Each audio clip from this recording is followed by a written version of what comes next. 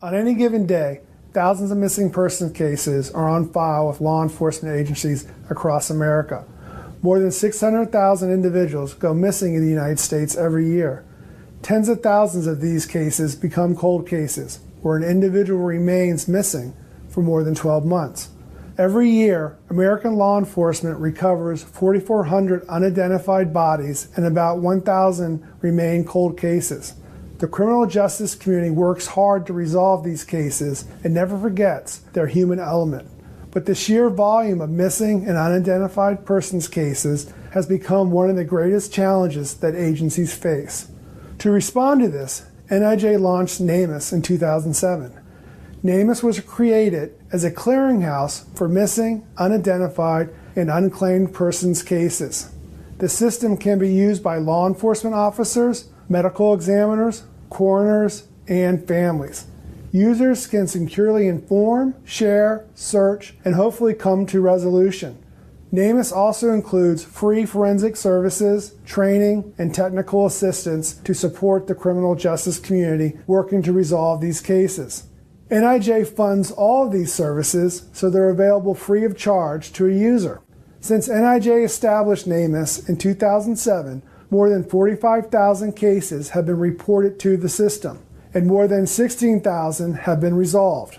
We know we can do better. NamUs is a powerful tool for criminal justice agencies and families as they work to resolve cases. By bringing together people, information, forensic science, and technology, NamUs helps solve cold cases across the country and bring resolution to the families and other loved ones most impacted by these cases.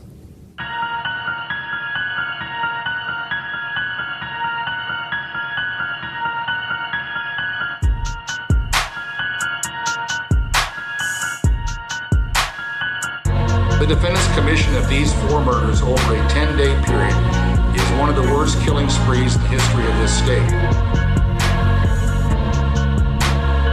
Skin them sometimes, slit them all the way open.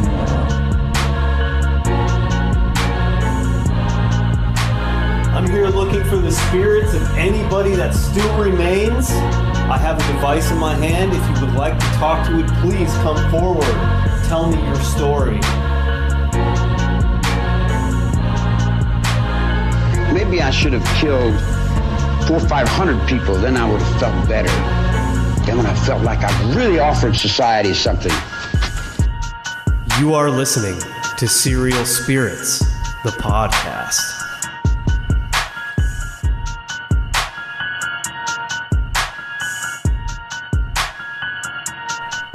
Welcome to another episode of Serial Spirits, the podcast. It's me, your host, Branden Shea, and as always, the lovely, the wonderful Annie Weebs. What's up, Shea Bay? What's going on? It's 2019. We're recording our first episode in the new year.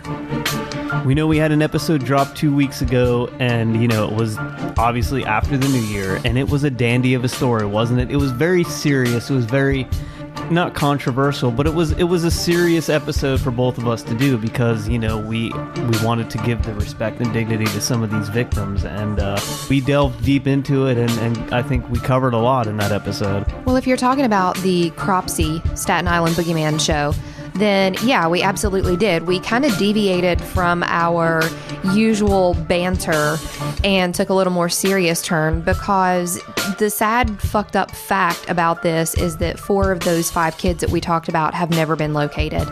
And there's still one, technically unsolved murder of a little girl who was related to your family. And so I think it was necessary to take a more serious turn with that episode. 100% agreed. But this week, we I'll let you give the little, how we figured out this story, what we were going to do with this story, but it was very interesting. It was our New Year's Eve. We're sitting there watching murder documentaries, and we came up with the idea for this show. The next show, we had a whole list of shows we were going to go down, do a rundown of, and this one just popped in there out of nowhere. So happy 2019 from Serial Spirits, and let's get right into this episode because we have a special interview that we did with two people from this documentary. So I'll let you, kind of talk a little bit about it, Weebs. So like Shay said, this is what happens when we try to plan our shit in advance. It never goes the way we think it's going to. Never does. So it's New Year's Eve.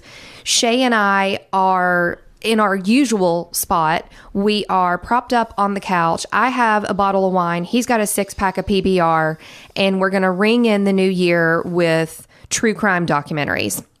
Happy New Year, right? That's just typical for us. So we sit down and we're on Amazon Prime, and we stumble upon this documentary that we have never seen before, and it grabs me instantly because the intro says it takes place in Harlan County, Kentucky. Now, so for those of you who do not know me very well, I am from Southern West Virginia, but my family has ties to Harlan County, Kentucky. And so I tell Shay, let's try this. The documentary is called The Dead Unknown. You can find it on Amazon Prime, and if you Google it, it also comes up on some different crime series websites.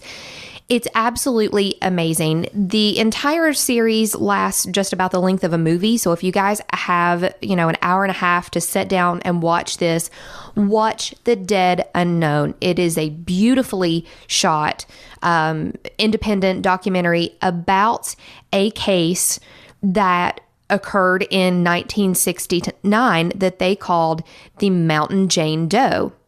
And so as we're watching this, I know that I want to get in touch with the people who are part of this, because these people are not, they're not cops. They're not detectives. They were private investigators who invested years of their life into identifying who this woman was. They weren't even private investigators. They were just normal, everyday people. No, I mean like they just investigated on their own free will. Yeah. And so I look them up on Facebook. I connect with Darla Jackson and Todd Matthews, who you will hear in just a few minutes. They were kind enough to sit down and do an interview with us. This entire series revolves around Darla and Todd's efforts to identify who Mountain Jane Doe was, who was murdered in Harlan County, Kentucky in 1969, to find out who killed her and to return her remains to the rightful owner. And it's an absolutely amazing story. And once you listen to this interview with Darla and Todd, you will realize how passionate they are about this. And that's one thing that really struck home, is that they don't do this because they get paid a lot of money to do it. They don't do it for the fame. They did it because they were trying to help these people and continue to do it for that reason. And that's where people get my respect. We both have done a lot of work with saving history, with bringing things to the forefront that people forget about all the time, and passion that these two had for this case, and especially Todd Matthews for, the cases that he does all around the country, trying to find these unidentified murder victims. It's an incredible feat, and he has, helped families identify their loved ones on numerous occasions. So let's get right into this interview. We did it via Skype. Darla had a hard time because she was in the hills and the Skype kept cutting out. So you will hear her through Todd Matthews' Skype via speakerphone. So we did our best to bring her volume up so you can understand. But it's a very incredible interview, and I'm so happy that these two took the time to sit down with us and talk about what they are very passionate about. All right, so tonight on Serial Spirits, we would like to welcome, from the Amazon documentary The Dead Unknown, Darla Jackson and Todd Matthews. Guys, thank you so much for being a part of Serial Spirits. How are you guys? Great, thank you. I'm good. It's not a problem at all. No, absolutely. So Shay and I sat down and watched this docuseries, and about 10 minutes into it, I knew that I wanted to be able to talk with you guys, not just because the documentary itself. I have to say this: if you have access to Amazon Prime, you guys get on there and watch this series. It is a beautifully shot, independent documentary, and I am from not far from Harlan County, Kentucky. And Todd, I think I mentioned this to you when we spoke through Facebook Messenger. After talking with my mom, I have ties to some of those families in the area that we will talk about later. So this one kind of really hit close to home. And I knew that we had to get a little more information. So we'll start with each of you individually. Darla, can you tell us kind of what your background is and how you were involved with the Harlan County Jane Doe? Well, I am a native of Harlan County. I was born and raised there. And actually, I guess an interest was formed during my childhood. But then an intense interest occurred later in life when I was a young adult. And I was reminded of the incident that had happened actually the year I was born in 1969. And so it really just kind of developed from there. It's one of these things, you always hear the story, you know what's going on, and so it just piques your interest. So, Todd, you are not from Kentucky. So can you tell us how you got involved with the Harlan County Jane Doe case? Well, if anybody knows the story and you saw The Dead Unknown, and you don't always have to watch it on Amazon, you can Google it and find it on their website, Center for Investigative Reporting. But, of course, I worked on Tent Girl, and that was a Jane Doe from 1968 in Scott County, Kentucky, my wife's hometown. I met her here in Livingston after they moved here. I don't want to give away too much of the documentary film, but that was the case where that Jane Doe was identified. I was able to find her family looking for her. Darla referenced that actual action in her book, and it got my attention. So I made contact with Darla because I didn't know of their Jane Doe, even though I had a list of all other John and Jane Does in Kentucky from like 1970 onward that I was working on. I didn't know of the Harlan County Jane Doe until she brought it to my attention through her book. And Darla, the book that he's referring to is a book that is actually, right up our alley. It's called Harlan County Haunts, right? Correct, yes. Awesome. So you guys joined up in looking into the story of this woman who was just, let's say, you knew that she passed in 1969. She was a Jane Doe. How was she found? Tell us a little bit about the story of Harlan County Jane Doe. In June of 1969, this young woman was found on Pine Mountain in a place called Little Shepherd's Trail. It's a very isolated area. And she was found stabbed to death. She was found murdered. And an investigation proved very quickly that no one knew who she was. And then, of course, if no one knew who she was, then no one knew of her killer as well. So this area, talk a little bit about the area that she was found in. For you guys who are not familiar with this area in Kentucky, this is coal country. This is some very remote mountainous area. So do you think that had any part to play with the difficulty that they had finding her? Or do they even know how long her body was there before it was discovered? It can only be estimated. Nobody really knows for sure.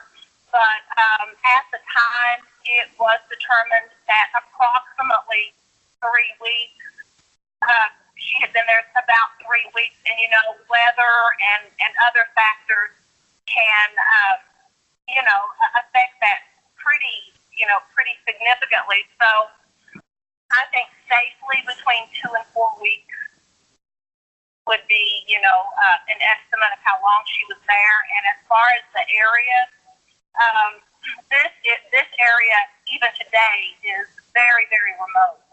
And that exact place where she was found, even the roads aren't even paved yet. So this is on a mountain in an extremely remote area. And I can tell you guys, like I said before, I have some family ties to this area. And in speaking with my mom and stories that I heard about my grandfather, or that my grandfather told about his family that came from Harlan County and Johnson County, I hate to say, but it wasn't uncommon for people to kind of go missing during this era, the 1940s, 50s, 60s. And before that, obviously, this area is very remote. There's very little communication between people. You know, phones were sparse. They were few and far between. You didn't have anything like social media to keep everyone together. And so it wasn't, I hate to say, unheard of for people to just kind of go missing. In all honesty, my great-grandfather was one of them. I heard a story after watching this documentary and talking with my mom that my great-grandfather was not a great man. He kind of disappeared on the family. And it was just one of those situations that if people didn't want to be found, they didn't have to be.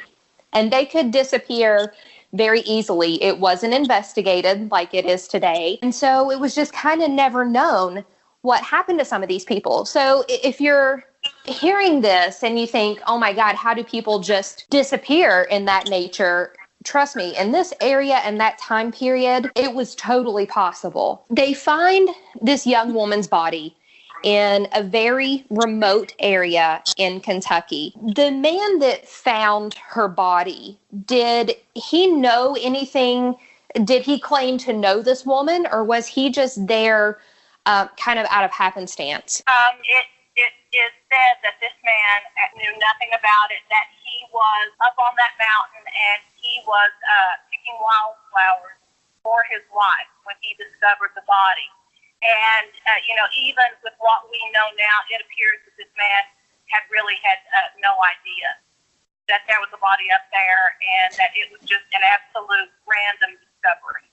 So he was never considered to be a suspect in the crime, I guess, for lack of a better word. No, he was not. I think that he actually agreed very quickly to be questioned, so he could be dismissed as any kind of suspect. And he was a respectable man who actually went on to be an elected official. Oh, wow. So it really is pretty much certain that he had nothing to do with any of this. It was just an absolute accident that he kind of stumbled on this woman's body. Correct. They've discovered this body. Todd, take us through a little bit about, do you know anything about after they found the Harlan County Jane Doe in 1969, what did they do with her remains? Was there any attempt at that point to try to identify this woman? Did the technology in rural Kentucky at that point even exist to start to determine who this woman was? Well, and she was buried, and that's what they would normally do. They did the best they could with the technology they had. There was no state database. There was no state medical examiner. It was starting to form at the time, but this case actually predates the state medical examiner system in Kentucky. So it was very isolated. I think they did everything that they knew how to do at the time. And then I think she just sort of fell into an urban legend, sort of like the tent girl. And so kind of at that point, it was just like, let's be as respectful as we can. Let's give her a burial. And so the town kind of just came together and buried her with a Jane Doe grave marker, right? That's my understanding. Okay. Let's move forward to the point where you guys became involved in the case. Darla, we know how you became involved in it. Todd, you said you spoke with Darla and learned about it through her book. But Todd, you have a lot of experience in investigating missing persons cases, correct? Well, since Tent Girl in 1998, since her identification after 10 years, I officially and unofficially started working on a lot of other cases. I would hear from local officials, state officials, and through various volunteer network, Doe Network, Project Eden, where we do the forensic art. We would do the best we could to actually restore these people back to their families.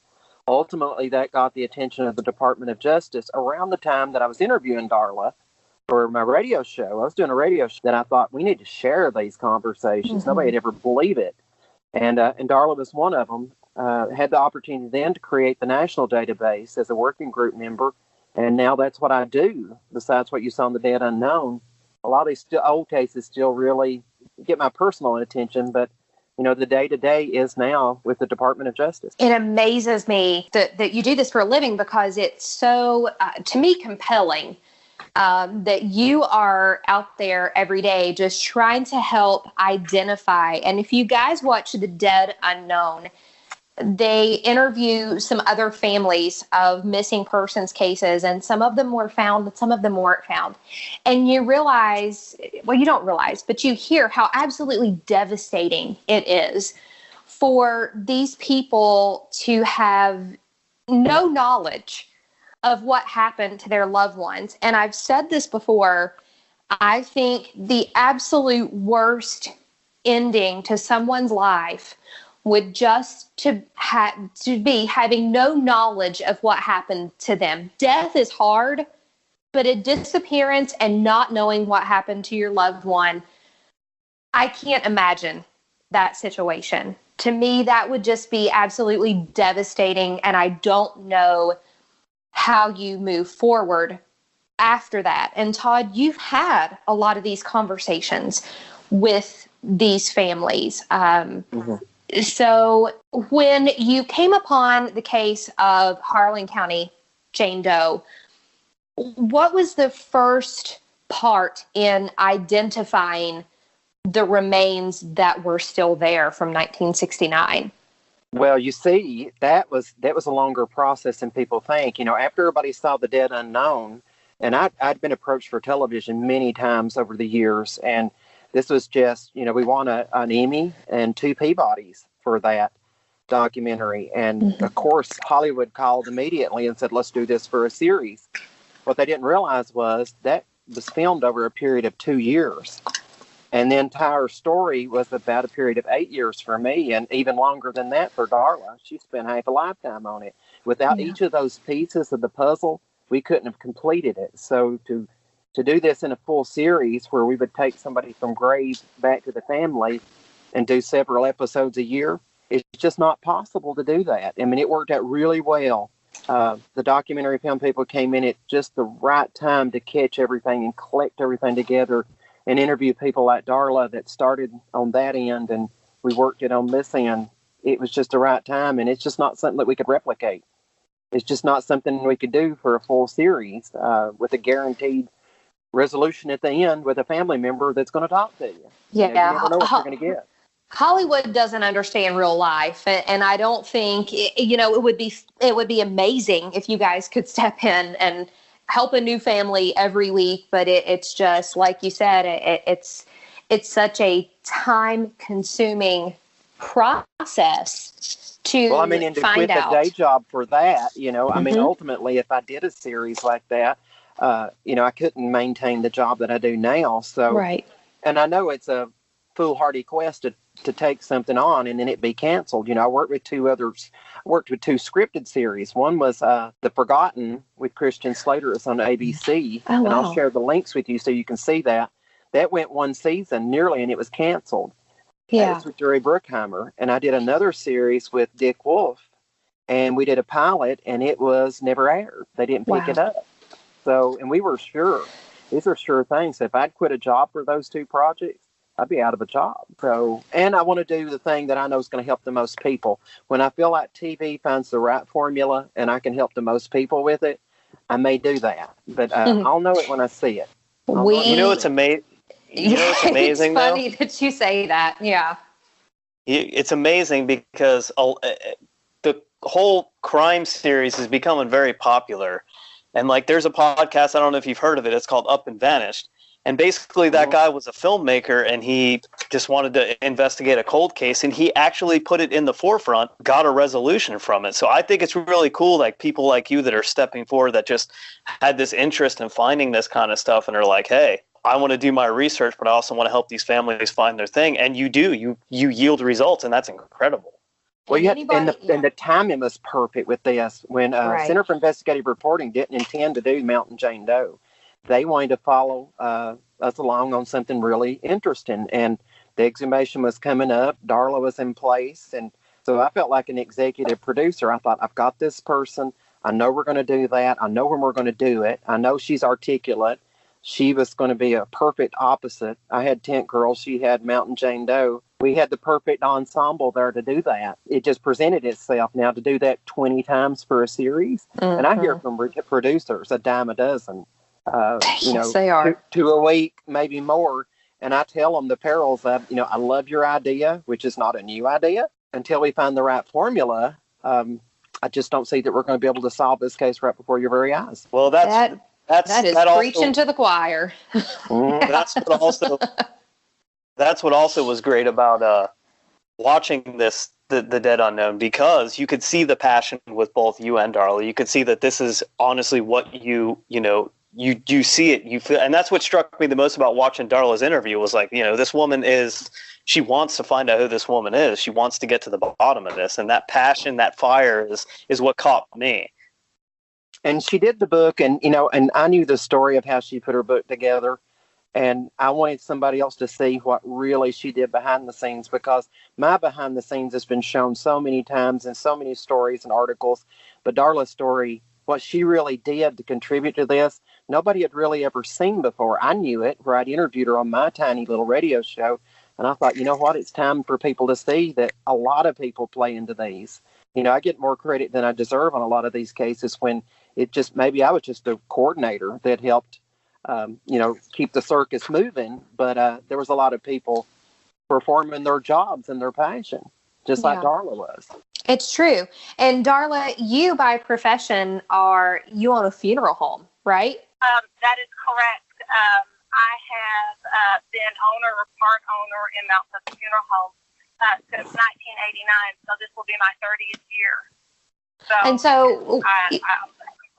Yeah, when you're in a profession like funeral director, you see people go through the death process every day. But I think when you come at it from this direction, it's totally different, because you're working from the dead person backwards, trying to find out who this person is and why they're there, and then attempting to find the family. It's a totally backwards process, but still you can tell, like Shay said, that with both of you, the heart and the passion and the fire is there. And that's what struck both of us as we were watching this documentary, that it was amazing to see the two of you connecting on that level, and then that working for the greater good of the case.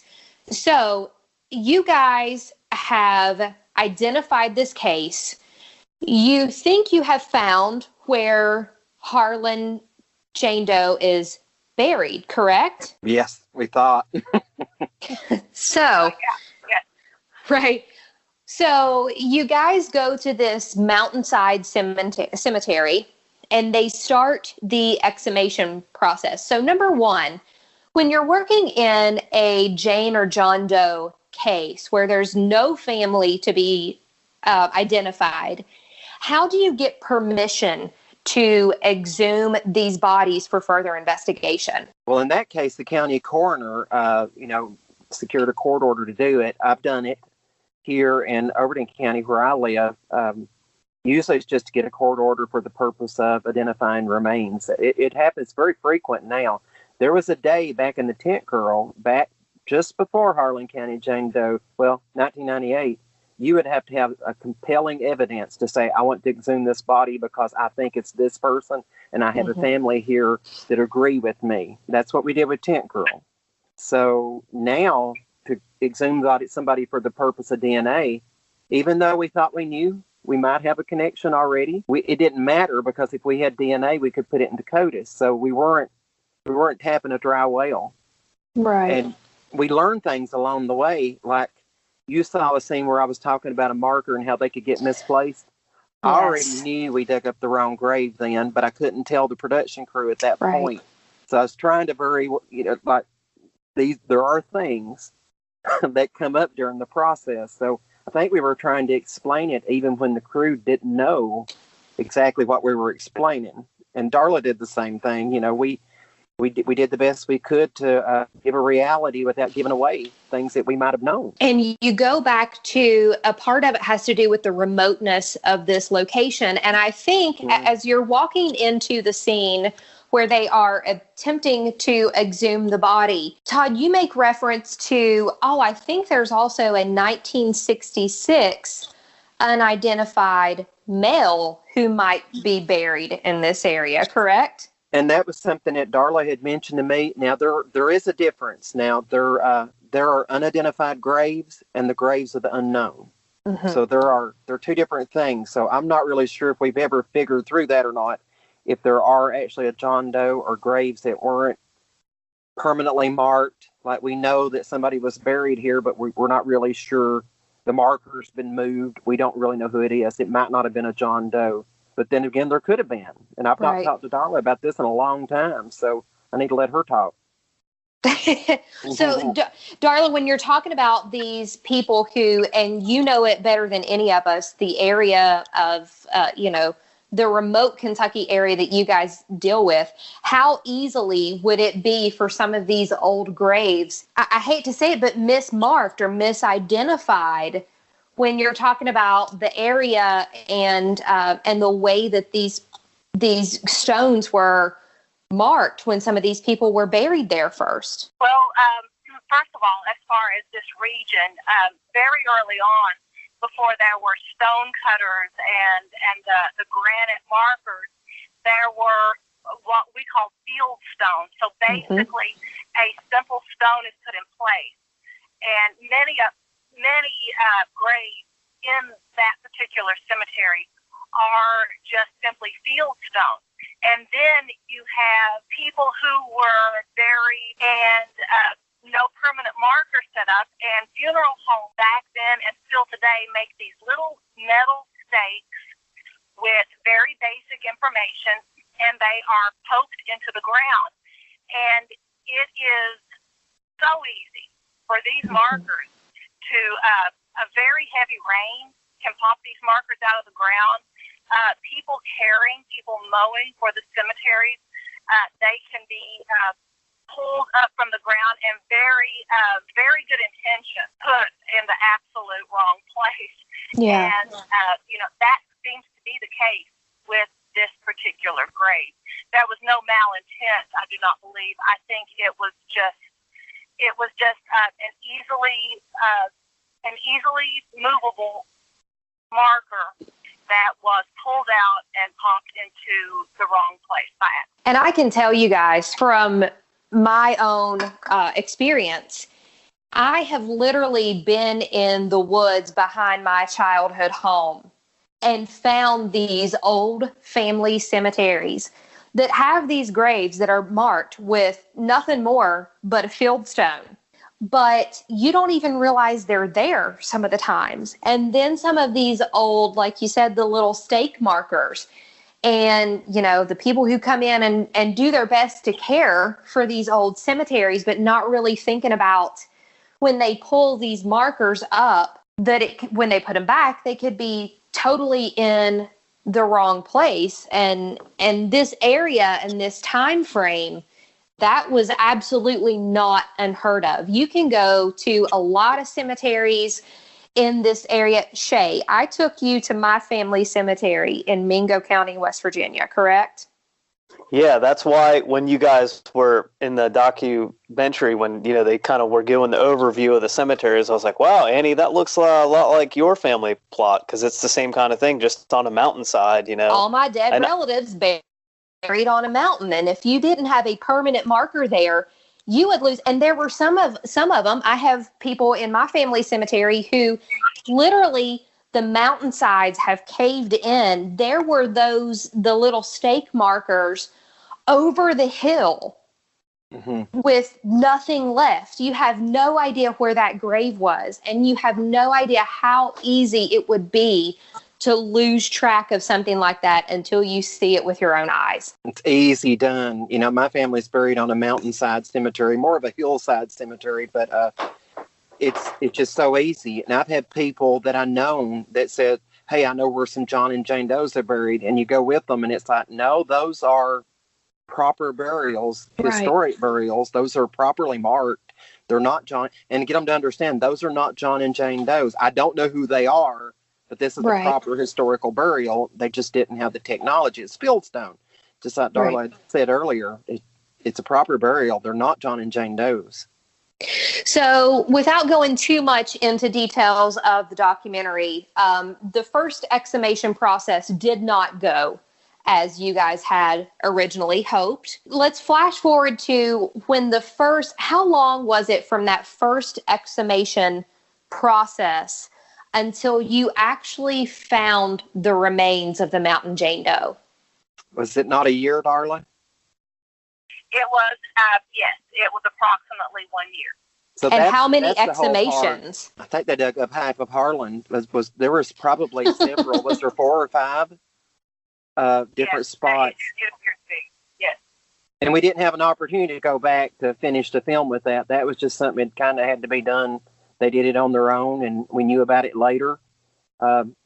You know, because I think local officials felt embarrassed at first, but they really had no need to. It looked really good in the documentary. I think they were very relieved when they saw the documentary film that they weren't painted in a bad light. These things are normal. And I did everything I could to normalize a thing like this, as far as these graves are mismarked. That's not unusual. That's not your fault. Darla talked to the wrong grave for 20 years, and she's not embarrassed. Not at all. You know? Darla, you make a reference that I found very interesting in the documentary. And this kind of goes back to, you're author of a book that has to do with some of the paranormal stories there, which, Shay and I are all about. So you make the reference of, if you want to get the dead to talk, you have a glass of wine with them. And so you guys actually did that around the area that you thought Jane Doe was buried in, right? Yes, that is correct. My friend was the one who told me that she had heard of this. And, at that point, I was getting close to my 20-year mark searching for the identity of this woman. And I'm open to all things, and I absolutely love the paranormal and the ghosts because I do write about that. And one warm summer evening, we gave it a try. And actually, it was just a few weeks later, I was contacted by Todd saying, there's probably going to be an exhumation soon. And then just a couple months later, she was exhumed. And during that process, that glass of wine was still there. It had evaporated some, and it looked the same, but it was there. And so very fancifully, I'd like to think, well, perhaps, you never know. I was willing to try anything at that point. It's very symbolic, and there's been so many things like that in the process over the years with Tent Girl, Harlan County Jane Doe. There's been so many things that were symbolic that come up like that, and we had an opportunity to be there when it happened. So I like to think that maybe Darla, I was doing something on one side, and she was working the other side, and somehow we were still same page, just a different side of it. Listen, we're if you've spent any time in this area, Southern Kentucky, Southern West Virginia, you know that we're kind of a superstitious people. And so when you start pulling things like that out, we believe in it. And, Shay and I doing our paranormal investigating, as long as we've done it, we've done crazier things than sharing a glass of wine with a spirit. So if that's what it took to get somebody to talk, then I'm all for it. And, in the day-to-day, the paranormal is not something that, in science that I can cross into and involve in a regular, normal case. But this case already had it steeped into it. It was already an urban legend. There was nothing I could do about that. It was already a fact. There was ghost stories written about her. Same with Tent Girl. It was the same thing. And you know what? You just... you don't change what you don't understand. You don't know for sure. You just go with it. That was part of her identity, was those ghost stories around her. The stories that were told whether they were true or not, whether they're really supernatural or not. They were part of who she is. We couldn't take it away. And why it's would part we of the try? history of that area, too. Yeah. Hillbilly history. It was hillbilly history, which a lot of the stuff around this area is hillbilly history. That hillbilly history usually comes from a fact somewhere. There's some fact, there's some historical fact that it links back to, and just over time loses some of the factual parts, but retains that story. So you guys finally are able to find the remains of the Mountain Jane Doe who was murdered in 1969. So once her remains were found and exhumed, what steps were taken to identify her? That's where it went back to science. So it did go to the lab. I worked for NamUs during the day, and I'm keeping this strictly dead unknown for the most part, but the day job is NamUs, and they did work with the DNA lab, and there was a connection made to a family member that you'll see if you watch a documentary film. That's a connection that was made, and it was just a process. It takes time, and, we waited it out, and I've learned to be very patient. I'm not a patient person, and the 6 weeks we waited for Tent Girl was a long time. Now it's longer because there's more cases, but I have so many now. I've learned to be patient because there's always something going on. I can keep distracted, but it was a DNA process.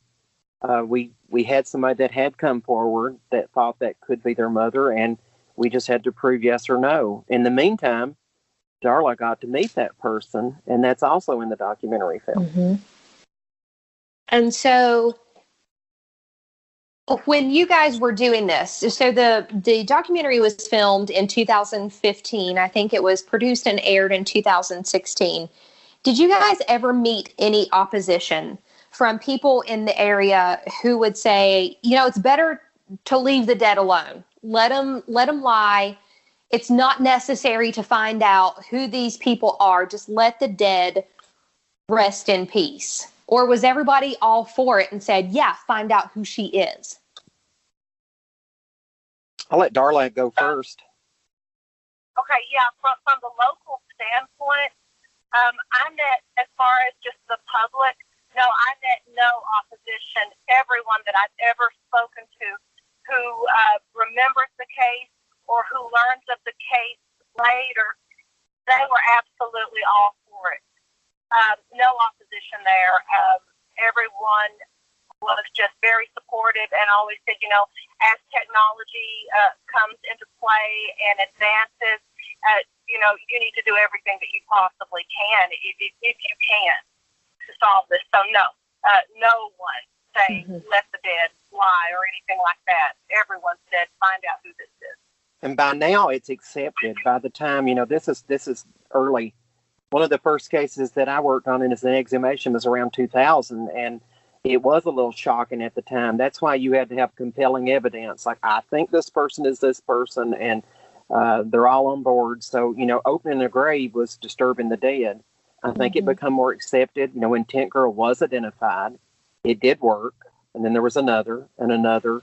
Finally, the process as a science was necessary. And I could talk about, the first grave that I opened was a local case. She wasn't a Jane Doe, but it was a murder-suicide. There wasn't sure. I worried the night before. I thought, can I do this and can I live with it? What curse will this bring to me to cause this to happen? I'm going to open her grave, and I hope she's happy with it.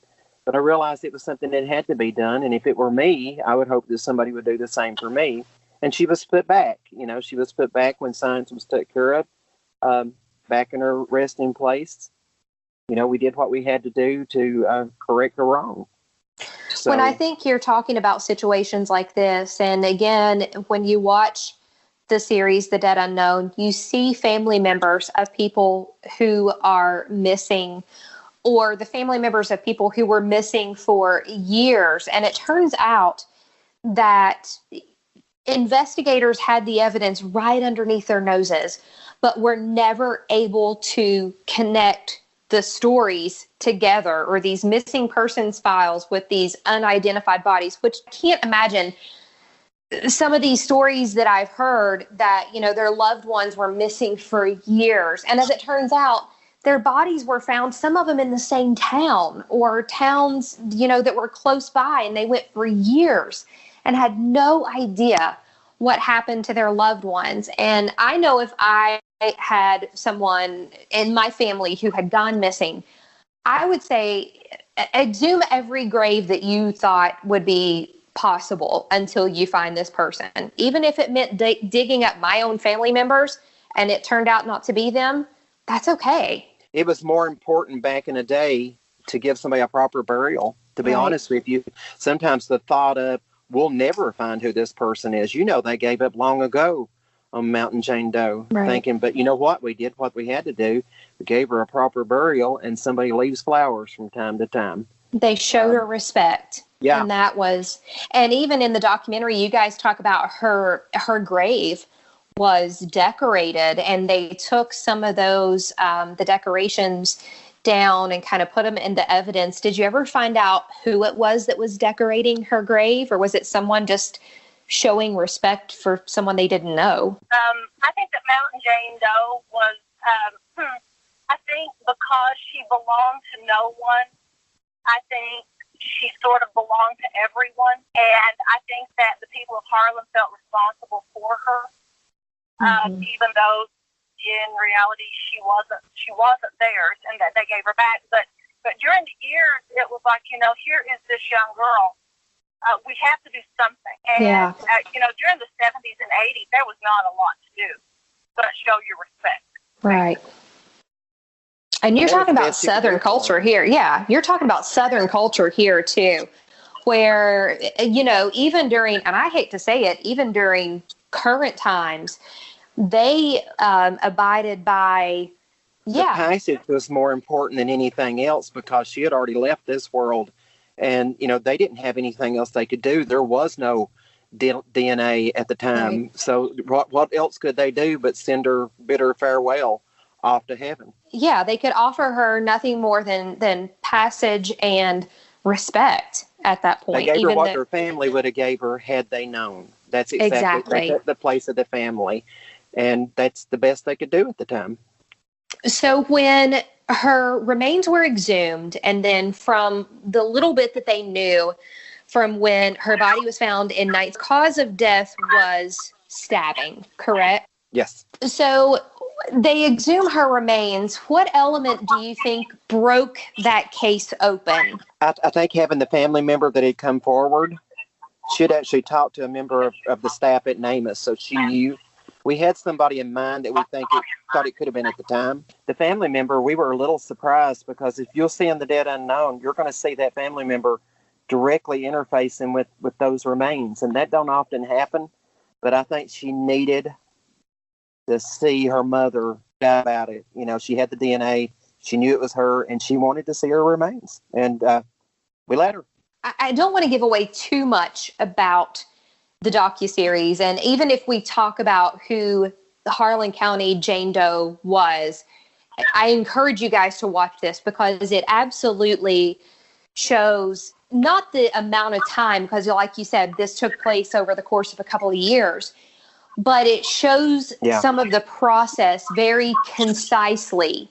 So after the remains were exhumed and her DNA was put into the national database, you were able to identify your Harlan County Jane Doe. Yes. And so what would you like to say about her on air? We know her name. Mm-hmm.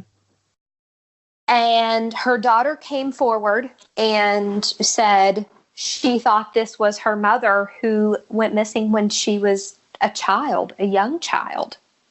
Well, and I won't tell her part of the story so much because people really do need to see this. We don't get a commission for anybody watching it. And you can watch it free. You don't have to watch it on Amazon. You can Google it, The Dead Unknown. So you can watch it free. I think it's important that people see the story so they'll know the story and they'll understand what we went through, what she went through, what we all went through to put that together. And we were so fortunate that circumstances allowed us to capture what we did. It was really a miracle. It's one of those things that just started falling into place, and you got to pick the right person for the right place and point it. That one can say that, and there's a family member. She's willing to talk. She could have claimed it and said, I don't want to talk to anybody. And we wouldn't have had that final chapter. We got to do a funeral at Darla's funeral home, which was wonderful. One of the scores that you'll hear in the music was recorded right there in the chapel at Darla's funeral home there in Harlan County with Ruby Friedman. It was done right there. And so, Darla, you had the opportunity to meet with Harlan County Jane Doe's daughter. When all of this came to fruition, what was your feeling? Was it mourning for this person that you never knew? What did you feel when you met her daughter? I think at first I was in shock. And it was really surreal for me to even think that, I am actually meeting a family member and this is this person's name. I had relief when I learned of this young woman. I did have grief. I guess I had it all. I felt like there was a huge weight off of my shoulder. I felt responsible in a way for keeping this going. I just had probably every emotion that you can probably imagine. I would imagine it would be almost like burying one of your own family members. Oh, yes. I guess really the hardest part for me during this whole thing was basically having to give her to who she really belonged to, because for almost 20 years, I considered her mine. When I did give her away, I gave her back to who she belonged to. In a way, the family member said, I'll share her. You don't have to totally give her away. She's a part of you too. And she was exactly right. I consider her my family. Exactly. I know exactly what she means, but we got to keep our Jane Doe. Tent Girl stayed where she had been buried. Her family put her back because she was central to all of us, and they allowed me to be part of some of the planning and the final good family. And in a strange way, Darla's family, she really is, and we just shared a unique experience that so few people get to share. So she's family. She's 1 year older than me, so she's like a big sister. I had to say that. Not quite. I'm thinking more like 11 months, 2 weeks. Okay. We'll let her have that. You let her have it. You guys, that's so I have to say, I'm not going to say the name of Harlan County Jane Doe because I want people to watch this series, but I have to tell you that her last name is also a last name that's very prominent in my family. Is there a possibility that I could have been related to this woman?